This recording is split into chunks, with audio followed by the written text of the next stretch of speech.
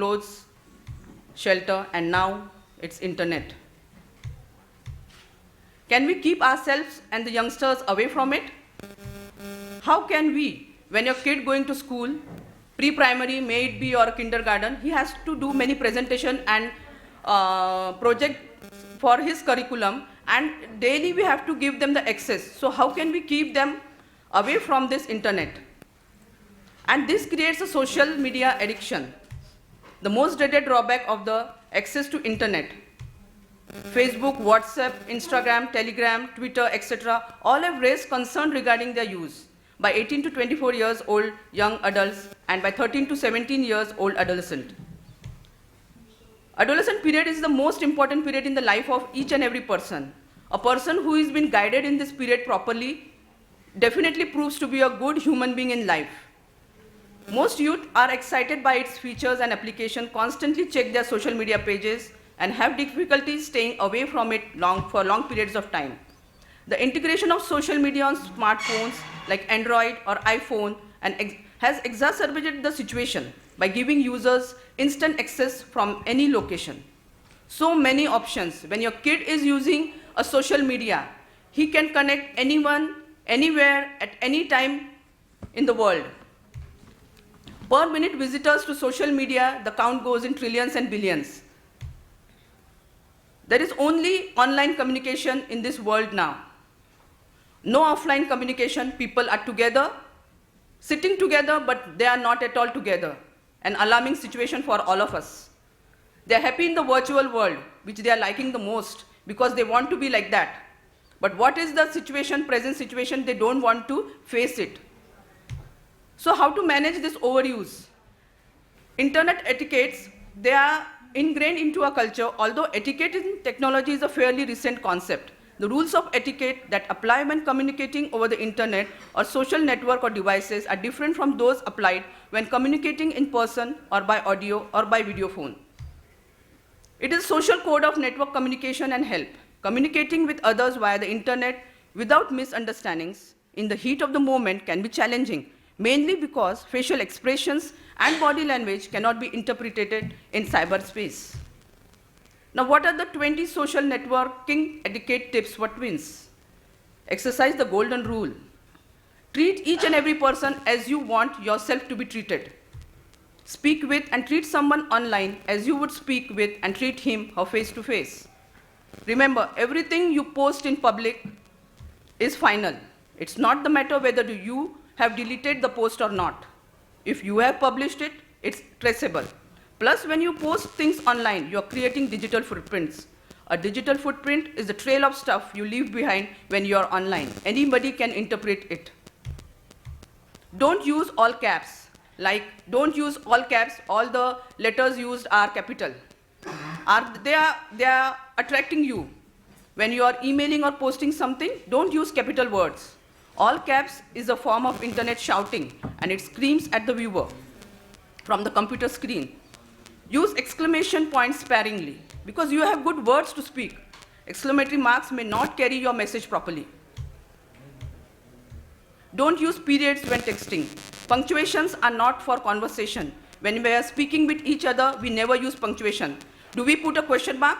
Do we put a full stop? No, never. Periods can appear abrupt and rude in a text. So when you text, type your message as you would say it face to face in conversation. Speak kindly, speak politely. This rule is applicable to the internet etiquettes also. Remember, it may look like a screen in front of you, but there is another person behind it and receiving your feelings. Think about how you feel, how you would feel if you receive the message that you are sending. If the answer isn't a favorable one, then don't send it. Don't post things when you are angry. Never talk when you are angry, never post when you are angry, because it doesn't give a good message and the control of your own body has been disturbed. So don't post when you are angry. Plus, while it may feel good in the interim, you may feel guilty or regret it later.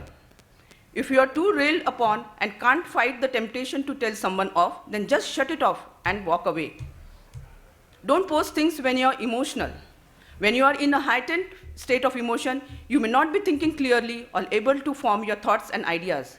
Don't use the internet as a means for sorting through your feelings rather than meet with a trusted adult or a friend to help you work out your emotions. Don't journal your thoughts and feelings in public forum. People write on public this.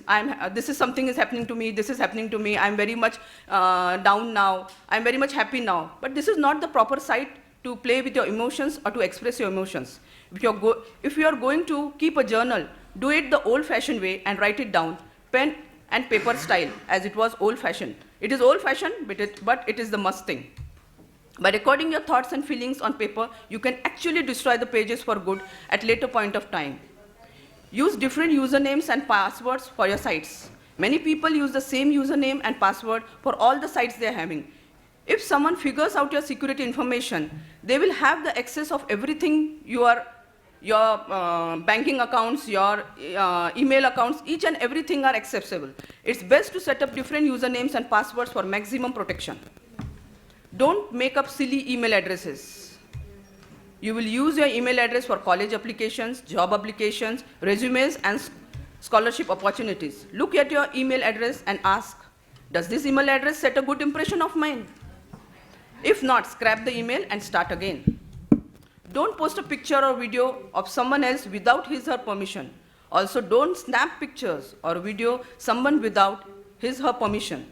Just because there is a camera on your phone, it doesn't give you the right to snap or shot anyone. Don't post pictures of people online without their consent. Even if you do have their consent, make sure that the picture isn't inappropriate. Be very selective of what you post or share online. If you have a question about what you are posting, then that is moral compass saying don't post it. If you would be wise to heed the advice of your conscience, don't talk to strangers. It's very dangerous online and offline too. Don't get into chat rooms and reveal confidential things about yourself. You may feel that you know the person on the other end of your connection, but she can't be a phony.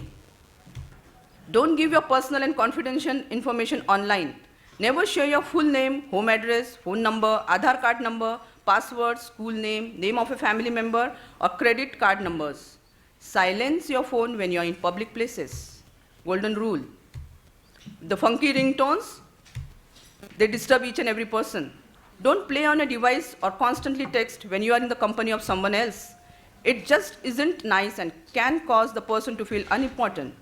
Don't talk in public place where others can hear your conversation. Exercise the 10-foot proximity rule.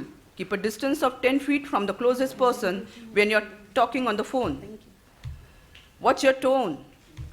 Sometimes things can come across ruder and harsher online than face-to-face. One reason is because we rely on non-verbal communication to help us interpret conversations.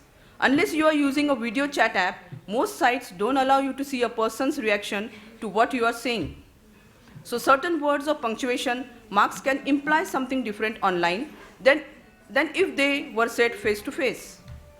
Set time parameters of how long you are on your devices. Time management is must here. Electronic devices will never take the place of a person. Too much of anything is unhealthy. So use devices in moderation and hang out with friends offline more than online. This is the need of the time. Offline relations are more better than online relations. All these tips are equally applicable to all you adults also, not only adolescents. While advancing technology is exciting, it also has its drawbacks too. So whether you're a teen who is constantly online or who is getting her electronic device, remember to teach her that it's important to have meaningful interactions with others, both online and offline. So go ahead and wrap that gift, the internet, and while you are at it, add the bonus features of teaching your teen to mind his or her P's and Q's when the electronic device is in use. Balance between offline and online interactions. Thank you very much for your patient listening.